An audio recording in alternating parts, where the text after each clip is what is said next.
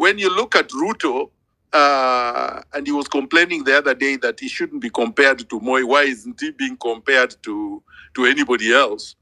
Because a lot of the things he's doing are Moist. A lot of things he's doing are from Moi's cookbook. You know, the plunder, the absolute destruction, which is uniform, is Moi's typical. And when you look at the abductions, you look at the torture, you look at the disappearances, you look at the intolerance, you look at the lies, where a person pretends to be a Christian and does everything against the scripture and against the Christian principles. It's absolute Moi. But the thing is, Ruto is worse than Moi. The reason why Ruto is worse than Moi is that Moi, we should stop calling Ruto president.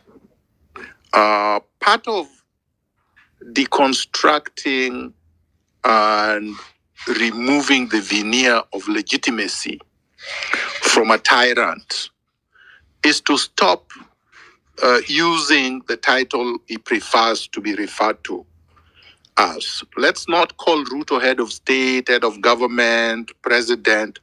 Let's call Ruto William Kipchirchir Ruto. Let's reduce him to the level of just a human being with no title. That's who he is. He's just like you, like me, like everybody else. Let's call him William Kipchirchir Ruto. No president. That's important because this struggle is at different levels. It's at the emotional level. It's at the personal level. It's at the national level. It's at the international level.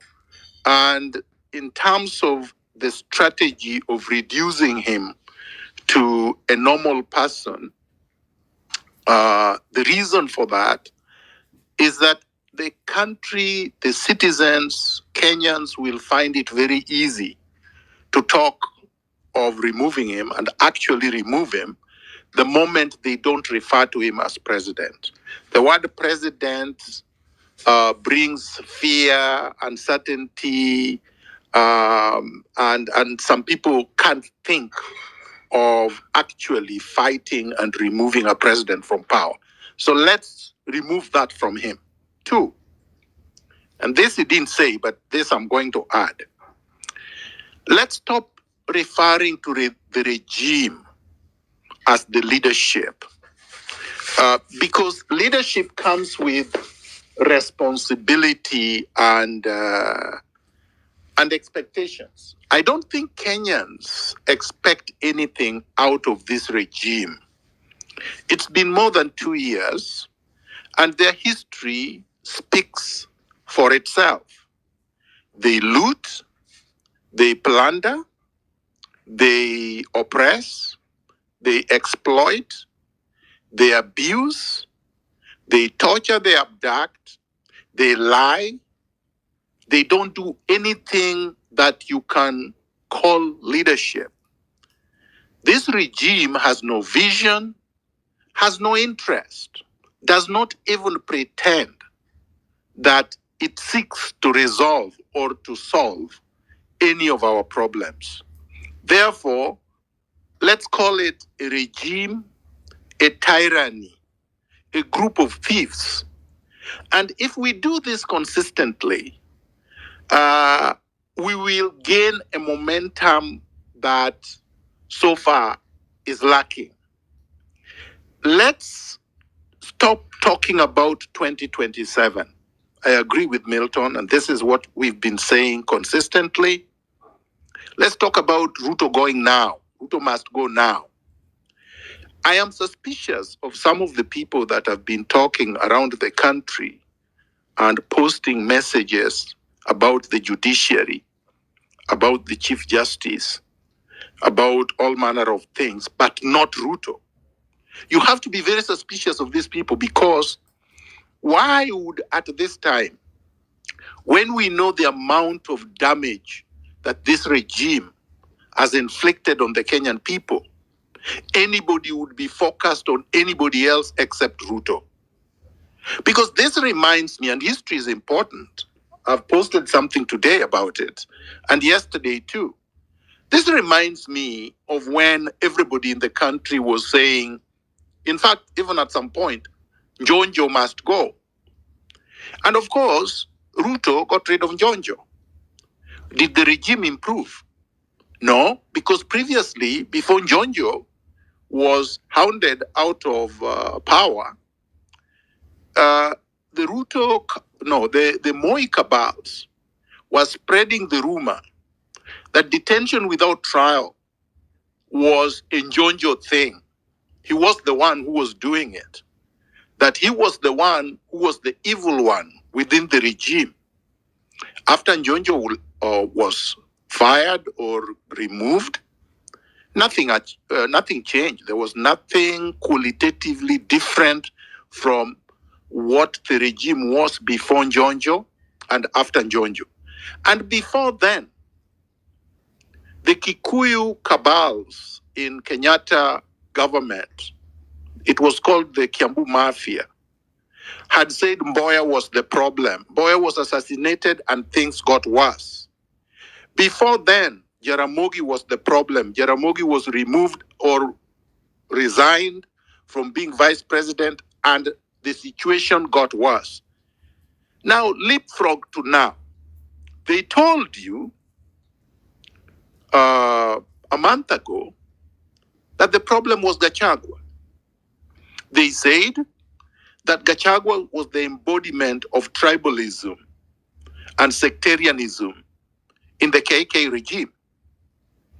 They orchestrated a scheme to remove Gachagua from being DP so that they could bring Kindiki.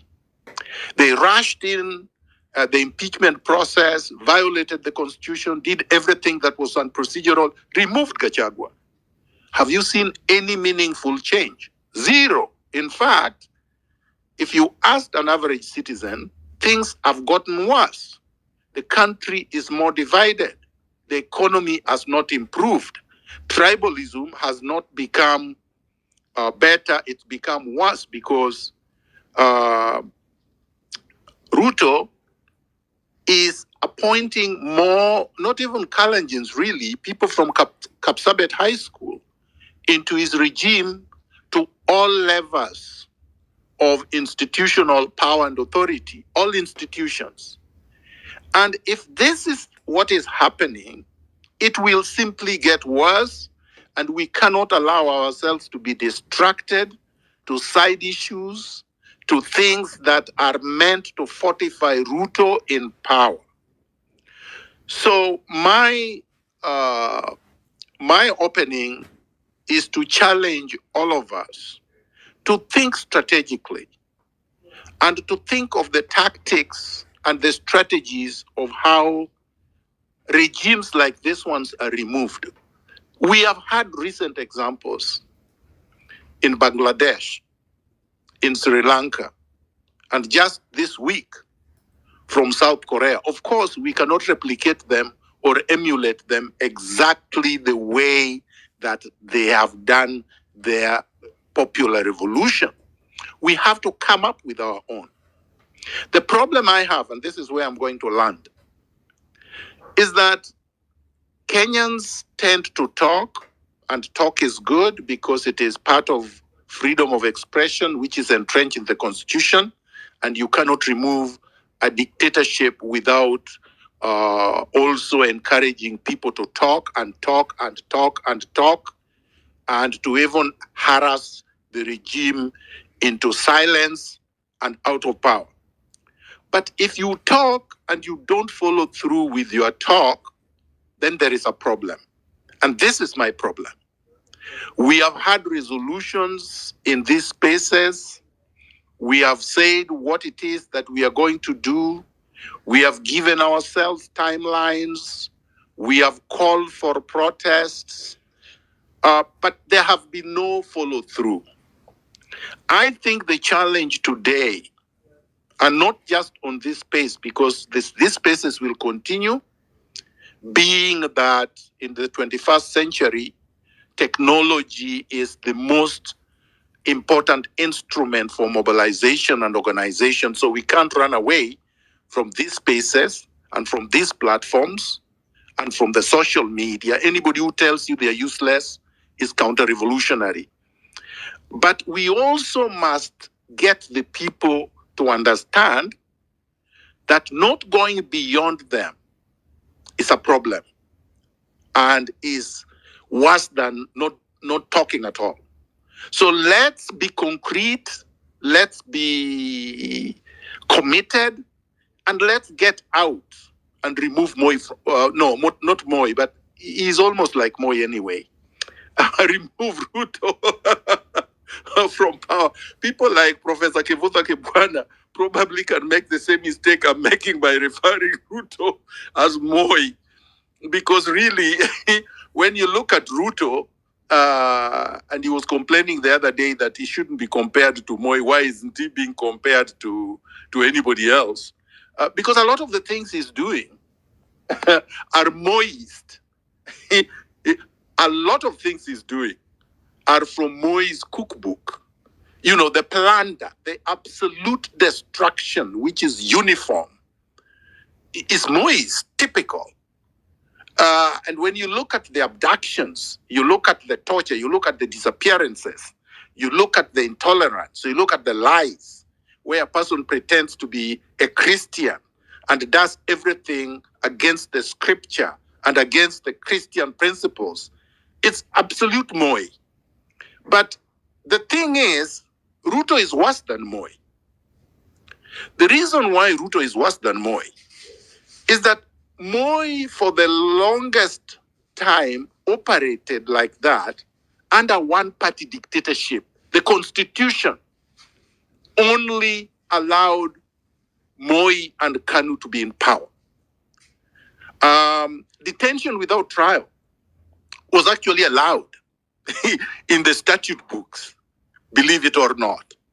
And that came with torture. So a lot of things that Moi did had some kind of, I would not call it legal justification, but at least the pretense of it. This one is now a regime under the Constitution of Kenya 2010, which proscribed torture, which proscribed detention beyond 24 hours without somebody being taken to court, which proscribed all the things that he's doing, including looting, because we have chapter 6, which says that all people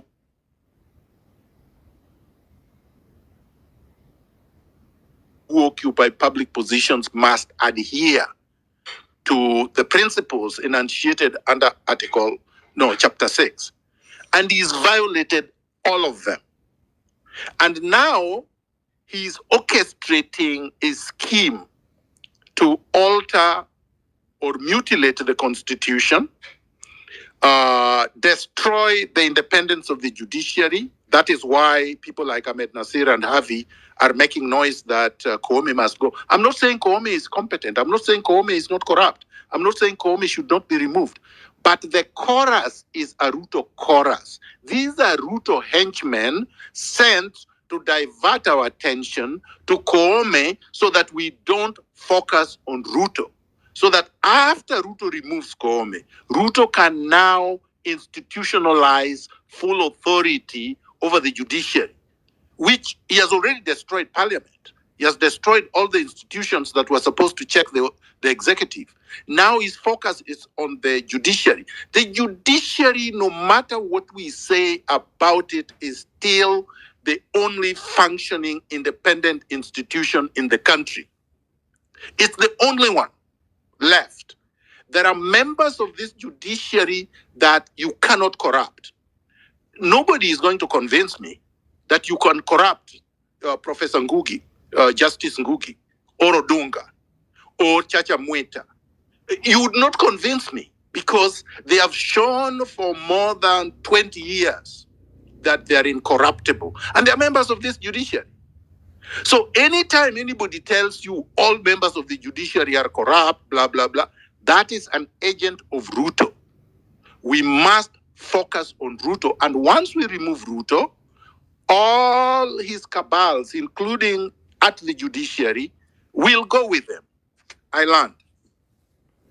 Thank you so much, Dr.